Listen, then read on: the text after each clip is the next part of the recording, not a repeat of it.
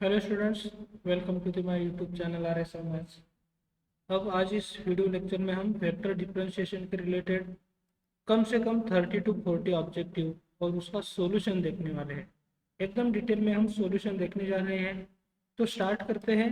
पहला ऑब्जेक्टिव और किस तरह ऑब्जेक्टिव पूछा जा सकता है ऐसे वेक्टर डिफरेंशिएशन में।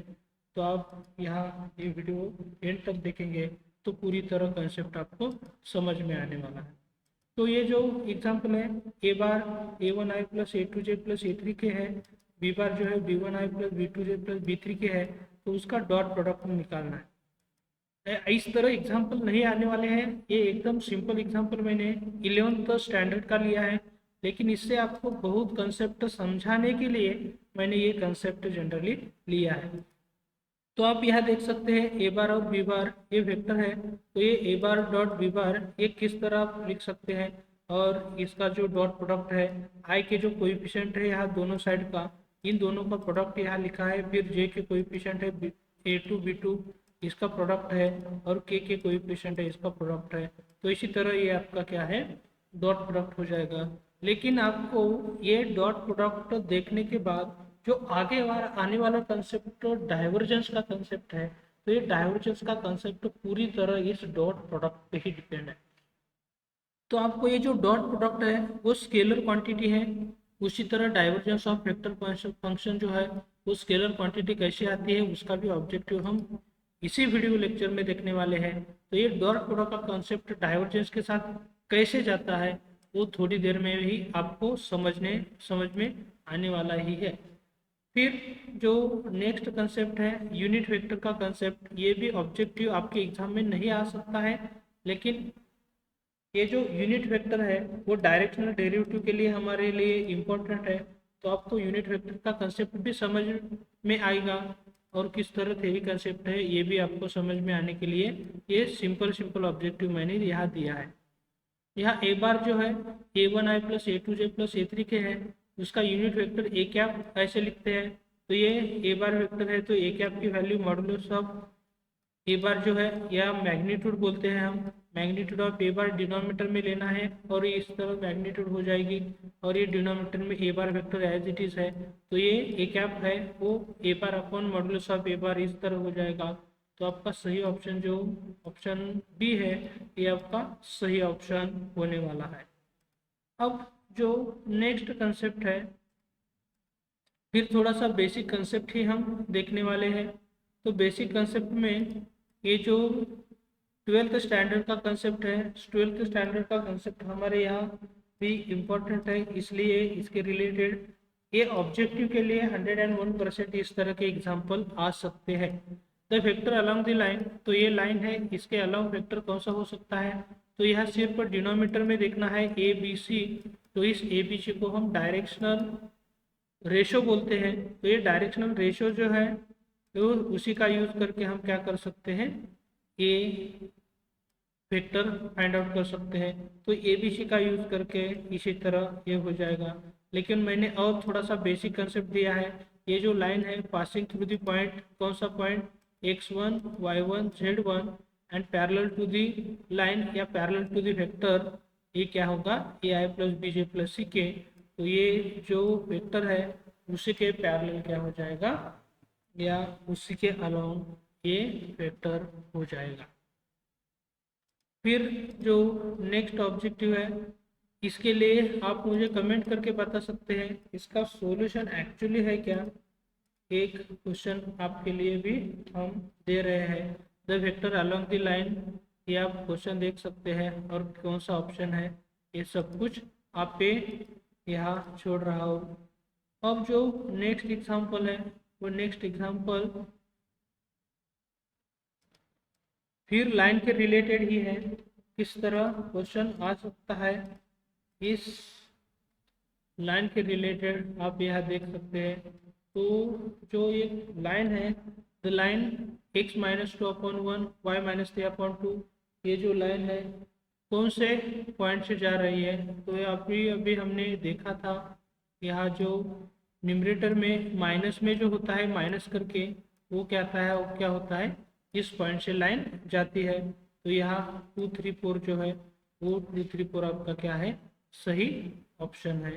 तो इसमें ज़्यादा देर नहीं लगाने वाले हैं हम, क्योंकि हमारे लिए जो आगे जाके जो कंसेप्ट समझने में दिक्कत देते हैं वही कंसेप्ट को हम ज़्यादा देर तक ज़्यादा टाइम देना चाहते हैं। तो ये जो सिंपल कंसेप्ट है, सिर्फ उसके रिलेटेड ऑब्जेक्टिव है, वो हम फटाफट ले रहे हैं। तो देखो ज़रा, x is equal to f1t, y is equal to f2t और z is equal to f3t है। तो इसका पोजीशन वेक्टर क्या हो जाएगा? तो इसका पोजीशन वेक्टर के लिए generally position vector in the space 3 dimensional space जो है वो R bar is equal to X I plus Y J plus Z K होता है। तो ये X I plus Y J plus Z K है, लेकिन एक्स वाई जेड के वैल्यूज तो आपके सामने ही है। तो जब हम ये कंसेप्ट यूज करेंगे तो इसी तरह आपका आर बार का पोजीशन वेक्टर हो जाएगा, कोई भी जनरल पोजीशन वेक्टर है। तो इसी तरह आप ये कंसेप्ट देख सकते हैं। फिर जो नेक्स्ट एग्जांपल है, नेक्स्ट एग्जांपल भी वेरी वेरी एलिमेंट्री कंसेप्ट आपके सामने अभी दे रहे हैं, लेकिन इसके रिलेटेड भी ऑब्जेक्टिव आ सकते हैं, आए आए भी है। तो ये एग्जांपल आपके सामने दे रहे हैं, तो ये आप देख सकते हैं। फिर एक्स वाई जेड है, इस तरह फंक्शन ऑफ टी में दिया है, तो आपको vector tangent to the curve निकालना है। तो vector tangent to the curve निकालने से पहले हमें ये जो आर बार है X I Y J Z K इसी तरह फाइंड आउट करना है। तो vector tangent to the vector tangent vector निकालना है, तो ये D R bar by D T हो जाएगा। इसका मतलब इसका differentiation with respect to T लेना है, तो ये इसी तरह हो जाएगा। तो आपका ऑप्शन नंबर सी है, वो आपका ऑप्शन नंबर सी सही ऑप्शन होने वाला है। फिर जो नेक्स्ट ऑब्जेक्टिव है, ये जैसे हमने टेंजेंट वेक्टर के रिलेटेड के लिए कंसेप्ट दिया था, उसी तरह कंसेप्ट है। देखो ज़रा, ये आर बार जो है वो आर बार मैंने यही आर बार है, यही आर बार यहाँ भी लिया है। देन यहाँ D R by d T जो है, यहाँ नॉर्मल वेक्टर हो सकता है, एक्सेलरेशन या वेलोसिटी वेक्टर। तो इसमें से आपका सही ऑप्शन है वो क्या हो जाएगा, D R bar by d T हो जाएगा। और यही D R bar by d T को टेंजेंट वेक्टर भी हम कहते हैं। तो इन दोनों में कंफ्यूजन आपका नहीं होना चाहिए, इसलिए मैंने ये जो दोनों भी एग्जाम्पल थे ऑब्जेक्टिव के एग्जाम्पल आपके सामने दिए हैं। फिर जो नेक्स्ट ऑब्जेक्टिव है, वो भी नेक्स्ट ऑब्जेक्टिव आपको देखना है, मैग्नीट्यूड के बारे में है। मैग्नीट्यूड में हम मैग्नीट्यूड ऑफ वेलोसिटी या मैग्नीट्यूड ऑफ एक्सेलरेशन भी देख सकते हैं। तो ये आर बार जो है X I Y J Z के ऐसा पोजीशन वेक्टर है। तो मैग्नीट्यूड ऑफ एक्सेलरेशन है, वो मैग्नीट्यूड ऑफ एक्सेलरेशन आपको ये आर बार है, तो डबल डेरिवेटिव लेंगे तो ये एक्सेलरेशन वेक्टर हो जाएगा, और उसका मैग्नीट्यूड लेंगे तो ये मैग्नीट्यूड ऑफ एक्सेलरेशन हो जाएगा। अब आपको ये जो कंसेप्ट है इसके ऑप्शन नहीं है, ऑप्शन भी मैं नहीं लेने वाला हूँ, लेकिन आपको क्या करना है, मैग्नीट्यूड ऑफ एक्सेलरेशन के बजाय आपको क्या करना है, मैग्नीट्यूड ऑफ वेलोसिटी क्या हो सकता है आप मुझे कमेंट करके बता सकते हैं। क्योंकि ये जो कंसेप्ट है मैग्नीट्यूड ऑफ एक्सेलरेशन का मैंने दिया है, पूरी तरह एक्सप्लेनेशन भी दिया है, लेकिन वेलोसिटी का कंसेप्ट है वो क्या हो सकता है आप मुझे कमेंट करके बता सकते हैं। फिर जो नेक्स्ट कंसेप्ट है, नेक्स्ट ऑब्जेक्टिव है, वो वेक्टर जो है वेक्टर का डेरिवेटिव कैसे होगा इसके रिलेटेड हो जाएगा। तो यहाँ आप देख सकते हैं सब कुछ डेरिवेटिव के रिलेटेड मैंने ऑब्जेक्टिव तैयार नहीं किए हैं, लेकिन एक दो ऑब्जेक्टिव देने के बाद आपको पता चल जाएगा ये जो वेक्टर डिफरेंशिएशन में कैसे नॉर्मल डेरिवेटिव का, नॉर्मल फंक्शन का डेरिवेटिव डिफरेंशिएशन होता है। उसी तरह जब d by d t of u bar into v bar है, तो ये प्रोडक्ट रूल है। तो ये प्रोडक्ट रूल सिंपल डेरिवेटिव में और वेक्टर फंक्शन में है वो सेम ही होता है, इसमें ज़्यादा कंफ्यूजन नहीं होना चाहिए, सेम तरह का ही आइडिया है। तो derivative of U into V क्या होता है, U into derivative of V, plus V into derivative of U, उसी तरह वेक्टर फंक्शन में भी सेम तरह का ही डेरिवेटिव होता है। अब आपको मुझे कमेंट करके ये बताना है, आपको इस एग्जाम्पल के लिए चैलेंज है। तो ये जो you bar upon we bar है, ये जो कंसेप्ट है यहाँ हम क्या लेना चाहते हैं, वी बार लेना चाहते हैं। तो इसका डेरिवेटिव क्या होगा आप मुझे कमेंट करके बता सकते हैं। ये आपके लिए बहुत चैलेंज भरा एग्जाम्पल है, आपको थोड़ा सा सोचना चाहिए इस एग्जाम्पल के लिए। फिर आप क्रॉस प्रोडक्ट जो है, डॉट प्रोडक्ट और क्रॉस प्रोडक्ट दोनों के लिए भी वेक्टर डिफरेंशिएशन का कंसेप्ट आता है। तो जो नेक्स्ट एग्जांपल है आप यहाँ देख सकते हैं, यू बार वी बार ये दोनों वेक्टर पॉइंट फंक्शन है, तो d by d t of u bar v bar है। लेकिन क्रॉस प्रोडक्ट में आपको एक बात तो समझनी होगी, क्रॉस प्रोडक्ट कम्यूटेटिव नहीं है जैसे कि डॉट प्रोडक्ट कम्यूटेटिव है।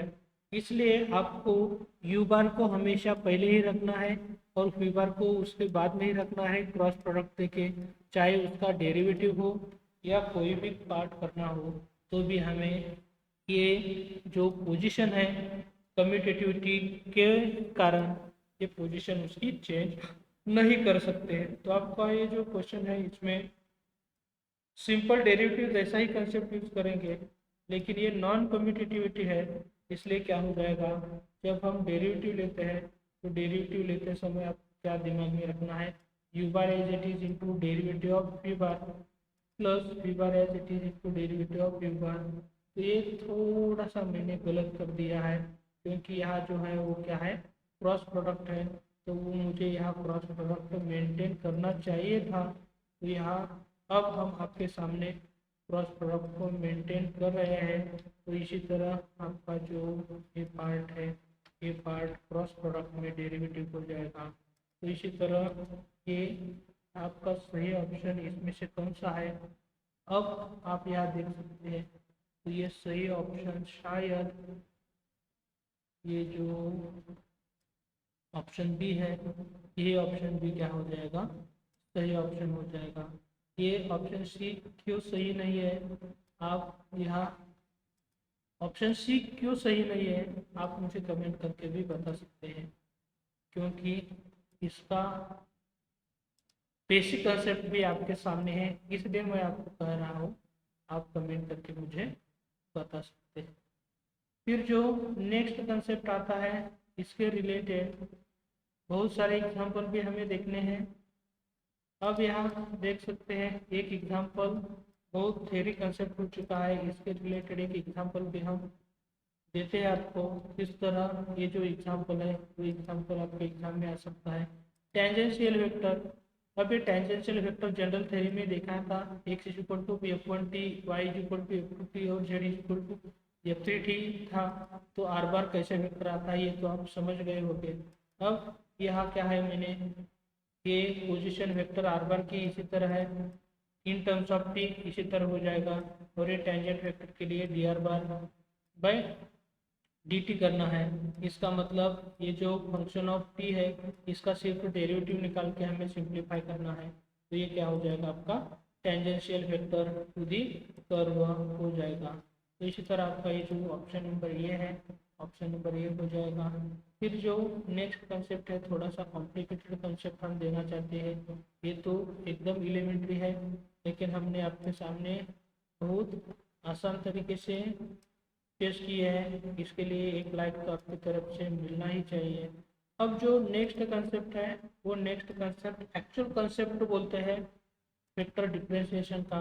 तो वेक्टर डिफरेंशिएशन का एक्चुअल कंसेप्ट अब स्टार्ट हो रहा है, लेकिन ये जो प्रीवियस पार्ट है इस पे भी ऑब्जेक्टिव आए हैं, तो ये भी कंसेप्ट आपको देखना है। तो वेक्टर डिफरेंशियल ऑपरेटर, ये जो डेल बोलते हैं, इसका जो डेफिनेशन हम यूज करेंगे तो ये इसमें ज़्यादा कोई दिक्कत नहीं होने वाली है आपको। तो ये आई into डेवा upon डेवा x plus j into डेवा upon डेवा Y plus k into डेवा upon डेवा Z. अब यहाँ जो नेक्स्ट कंसेप्ट आपको आने वाला है, फिर ये जो स्टैंडर्ड डेफिनेशंस है, तो स्टैंडर्ड डेफिनेशंस का यूज़ करके हमने ये जो ऑब्जेक्टिव है बनाए हैं, तो यहाँ ग्रेडियंट ऑफ फंक्शन इज, तो ये ग्रेडियंट ऑफ फंक्शन क्या हो जाएगा, ये जनरली ग्रेडियंट ऑफ फंक्शन लिखेंगे तो भी चलेगा, और यहाँ जब स्केलर फंक्शन देते हैं तो इससे बेहतर हो जाएगा। तो ये जनरली ग्रेडियंट किसका निकालते हैं, स्केलर फंक्शन का निकालते हैं, लेकिन वो क्या हो जाएगा आपका, ये फॉर्मूला हो जाएगा। फिर आपके सामने ही ऑब्जेक्टिव तैयार करके आपको देते हैं, इसमें क्या क्या हो जाएगा आपके सामने देते हैं। तो ग्रेडियंट के बजाय मैं आपको यहाँ ऐसा क्वेश्चन दे रहा हूँ, डाइवर्जेंस ऑफ यहाँ स्केलर के बजाय क्या होना चाहिए, जब डाइवर्जेंस का कंसेप्ट आता है तो डाइवर्जेंस के लिए ये स्केलर के बजाय क्या होता है, वेक्टर फंक्शन होता है। तो ये डाइवर्जेंस ऑफ वेक्टर फंक्शन इसमें से कौन सा ऑप्शन है, ये आप मुझे कमेंट करके बता सकते हैं, क्योंकि ये जो कंसेप्ट है ऑब्जेक्ट के लिए इस तरह क्वेश्चन हमेशा आए हैं 1 मार्क के लिए। तो ये जो है ये मैंने यहाँ मुझे डिलीट करना है, तो आपका सही ऑप्शन इनमें से कौन सा है आप मुझे कमेंट करके बता सकते हैं। फिर जो नेक्स्ट ऑब्जेक्टिव है वो नेक्स्ट ऑब्जेक्टिव भी आपको तैयार करके दे रहे हैं। तो यहाँ डाइवर्जेंस के बजाय मैं यहाँ क्या कर रहा हूँ, कर्ल का कंसेप्ट ले रहा हूँ। तो ये curl of the vector point function, vector function बोल सकते हैं या वेक्टर पॉइंट फंक्शन भी बोल सकते हैं।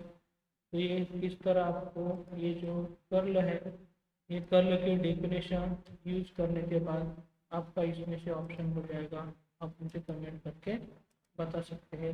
ये जो थ्योरी कंसेप्ट है, ये थ्योरी कंसेप्ट का डायरेक्ट यूज करके ये क्या हो जाएगा, ऐसा हो जाएगा। फिर आपको मैंने डाइवर्जेंस का कंसेप्ट पूछा है, लेकिन यहाँ आपको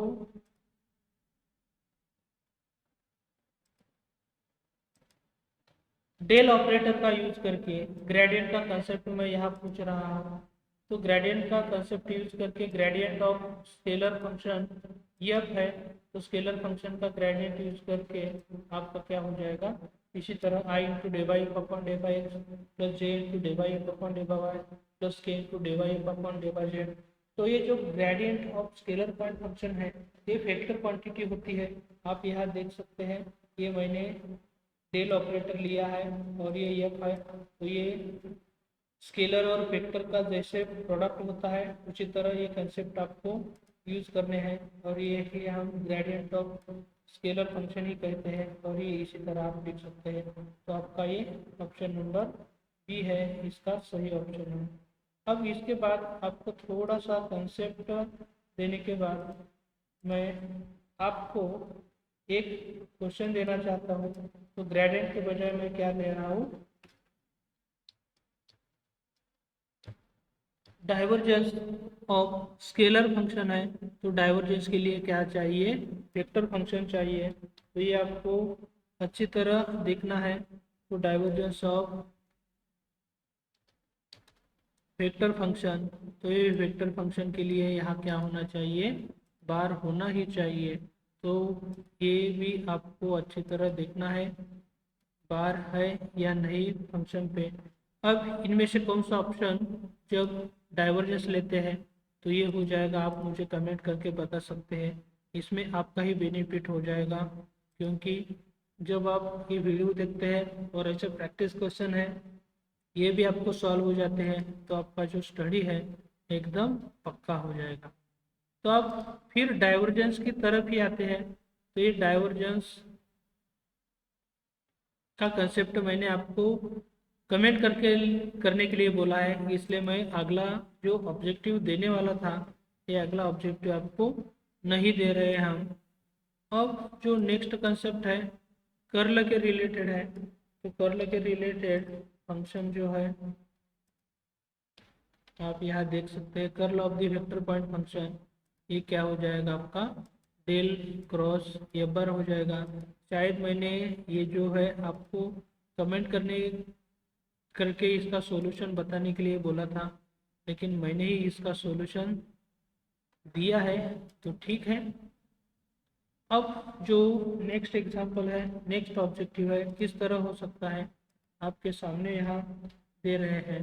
तो यहाँ क्वेश्चन है curl of the vector point function. Vector function इस तरह है और कर्ल आपको इसका सिंप्लीफिकेशन होने के बाद क्या हो जाएगा, ये कर्ल हम डेल क्रॉस जब बार ऐसे लिखते हैं तो ये इसी तरह लिखेंगे। तो ए बार क्रॉस बी बार जो है ये हम ऐसे डिटर्मिनेंट के फॉर्मेट में लिखते हैं। और इसी तरह जब हम ए बार क्रॉस बी बार का कंसेप्ट ये जब यूज करेंगे तो आपको डेल क्रॉस ए बार इसी तरह डिटर्मिनेंट में हम एक्सप्रेस कर सकते हैं। बेसिक कंसेप्ट भी आपके सामने है, इसलिए मैं ज़्यादा एक्सप्लेनेशन नहीं दे रहा हूँ, लेकिन बहुत आसान तरीके से आप क्या कर सकते हैं ये जो है। अब फिर ये जो थ्योरी कंसेप्ट तो बहुत हो चुका है, लेकिन इसके रिलेटेड न्यूमेरिकल्स जो है, न्यूमेरिकल्स किस तरह आ सकते हैं वो भी आप यहाँ देख सकते हैं। ग्रेडियंट ऑफ फंक्शन, तो ये फंक्शन स्केलर पॉइंट फंक्शन है, X Y square Z cube है। कौन सा भी फंक्शन एक्स वाई जेड हो सकता है, एक्स वाई स्क्वायर जेड भी हो सकता है। लेकिन मैंने एक एग्जाम्पल दिया है, एग्जाम्पल आप क्लियर करेंगे तो आपको ये ग्रेडियंट का क्वेश्चन कोई भी परेशानी नहीं देने वाला है। तो ये ग्रेडियंट हम इस तरह लिख सकते हैं सिंबॉलिकली, और ग्रेड ऑफ एफ ऐसे लिख सकते हैं। तो ये डेल की वैल्यू एफ की वैल्यू वही हम इस तरह लिख सकते हैं। हर जगह यहाँ d by F upon day by X, इस तरह d by F upon day by Y, d by F upon day by Z. तो इसमें एक्स को ही सिर्फ वेरिएबल ट्रीट करना है, वाई जेड कॉन्स्टेंट। यहाँ वाई को वेरिएबल ट्रीट करना है, एक्स जेड कॉन्स्टेंट। यहाँ जेड को वेरिएबल ट्रीट करना है, एक्स वाई क्या हो जाएगा कांस्टेंट। तो ये जो पार्ट है इसका derivative with respect to X by treating Y Z constant, Y square Z cube हो जाएगा। और उसी तरह जब ये पार्ट है इसमें क्या हो जाएगा, एक्स और जेड क्यूब कांस्टेंट रहेगा, और ये जो वाई स्क्वायर है उसका डेरिवेटिव 2 इंटू वाई हो जाएगा। अब यहाँ आप देख सकते हैं X Y square as it is रहेगा, और जेड क्यूब का जो डेरिवेटिव है वो 3 टाइम्स क्या हो जाएगा, जेड स्क्वायर हो जाएगा। अब ये थोड़ा सा सिंप्लीफाई करने के बाद आपको ये जो मिल रहा है वो gradient of scalar point function मिल रहा है, और ये ग्रेडियंट जो है वो क्या है, वेक्टर क्वांटिटी भी है। अब इसके बाद आपके लिए थोड़ा सा मैं होमवर्क या कमेंट करने के लिए एक क्वेश्चन दे रहे हैं, आप कमेंट करके इसका सॉल्यूशन मुझे बता सकते हैं। ग्रेडियंट ऑफ ये फंक्शन मैंने लिया है, तो इसका सॉल्यूशन जो है ऑप्शन इन चारों में से कौन सा हो सकता है आप मुझे बता सकते हैं। फिर जो नेक्स्ट क्वेश्चन है, किस तरह के क्वेश्चन आ सकते हैं, एक एक मैं सिर्फ दे रहा हूँ। इसी तरह के क्वेश्चन सेम नहीं होंगे, लेकिन इसी तरह के क्वेश्चन आपको 101% आपके एग्जाम में आने वाले हैं। तो एक ग्रेडियंट ऑफ फंक्शन, ये फंक्शन लिया है मैंने, और 0 1 2 में करना है, उसका ग्रेडियंट निकालना है। तो ये फॉर्मूला यूज करेंगे। इसी तरह के आइडिया आप तो यूज कर चुके हैं। इसी तरह ये जब डेरिवेटिव निकालेंगे तो डेरिवेटिव निकालने के बाद ग्रेडियंट ऑफ एफ है वो इसी तरह आपका मिल जाएगा। लेकिन ये 0 1 2 में एक्स की वैल्यू 0, वाई की 1 और जेड की 2 पुट करेंगे। तो ये सब कुछ करने के बाद, सिंप्लीफाई करने के बाद आपको सिर्फ क्या मिलने वाला है, 8i ही मिलने वाला है। तो आपका जो सही ऑप्शन है इसी तरह ग्रेडियंट का हो जाए। तो एक ग्रेडियंट जनरल भी हो सकता है और पर्टिकुलर पॉइंट के लिए भी हो सकता है। फिर जो इम्पोर्टेंट कंसेप्ट है डायरेक्शनल डेरिवेटिव का, तो डायरेक्शनल डेरिवेटिव का फार्मूला क्या है ये भी आपको यहाँ समझ में आने वाला है। उसी के रिगार्डिंग ऑब्जेक्टिव भी आ सकता है। तो ये directional derivative of scalar point function F at the point P अलग दी वेक्टर ए बार। तो ये ए बार के रिलेटेड हमें इसका यूनिट वेक्टर फाइंड आउट करना है। तो ये डायरेक्शनल डेरिवेटिव आप यहाँ देख सकते हैं। तो ये मैंने ऑप्शन, ये जो है ये ऑप्शन ए सही किया है, तो बाकी ऑप्शन को मैं देखने वाला भी नहीं हूँ। फिर ये जो ऑब्जेक्टिव है, ये ऑब्जेक्टिव भी आपको डायरेक्शनल डेरिवेटिव के रिलेटेड आने वाले ही है। तो ये ऑब्जेक्टिव किस तरह आ सकते हैं और किस तरह हो सकते हैं, एक एग्जाम्पल के तौर पर मैं यहाँ दे रहा हूँ। 100% यही एग्जाम्पल आने वाला है ये मैं तो नहीं कह सकता, लेकिन ये जब आप एग्जाम्पल अच्छी तरह देखेंगे तो आपको डेफिनेटली समझ में आएगा किस तरह जो एग्जाम्पल है वो डायरेक्शनल डेरिवेटिव के आ सकते हैं। तो ये फंक्शन है इस 100 पे और अलॉन्ग द डायरेक्शन ऑफ आई जे के, ये जो वेक्टर है इसके रिगार्डिंग करना है। तो डायरेक्शनल डेरिवेटिव का फॉर्मूला अभी अभी हमने देखा था ऑब्जेक्टिव के थ्रू। तो ये आपका है, तो ये डेल फाई तो मुझे फाइंड आउट करना पड़ेगा। ये del phi, sorry del phi बोल सकते हैं या डेल एफ है, वो आप यहाँ देख सकते हैं। उसका सिंप्लीफिकेशन जो है वो सिंप्लीफिकेशन मैंने एकदम यहाँ इजी तरीके से करके दिया है। तो ये यहाँ partial derivative with respect to X, with respect to Y और विथ रिस्पेक्ट टू जेड करेंगे और सब कुछ सिंप्लीफिकेशन करेंगे। तो इसी तरह आपको डेल एफ मिलने वाला है, और डेल एफ के बाद इसी तरह आप करने के तो ये आपको क्या मिलने वाला है, डेल एफ भी हो जाएगा। और इसके बाद जब हम डायरेक्शनल डेरिवेटिव का फार्मूला यूज करेंगे, ये वाला फार्मूला, तो ये आपको क्या हो जाएगा, इसी तरह आपका जो सोल्यूशन है ये सोल्यूशन आपको मिलने वाला है। तो बहुत सारे कंसेप्ट है यहाँ। तो ये डायरेक्शनल डेरिवेटिव का कंसेप्ट देखने के बाद हमें ग्रेडियंट और बाकी कंसेप्ट भी देखने हैं, लेकिन ये जो वीडियो है बहुत बड़ा हो रहा है, इसलिए हम नेक्स्ट वीडियो में क्या कर रहे हैं, इसका जो सॉल्यूशन है आगे वाले पार्ट वेक्टर डिफरेंशिएशन के आपको देने वाले हैं। लेकिन बहुत सारा कंसेप्ट है, हम वेक्टर डिफरेंशिएशन का कंप्लीट कर रहे हैं। आपको सिर्फ ये वीडियो देख के हमारा चैनल है वो सब्सक्राइब करेंगे तो आपके लिए भी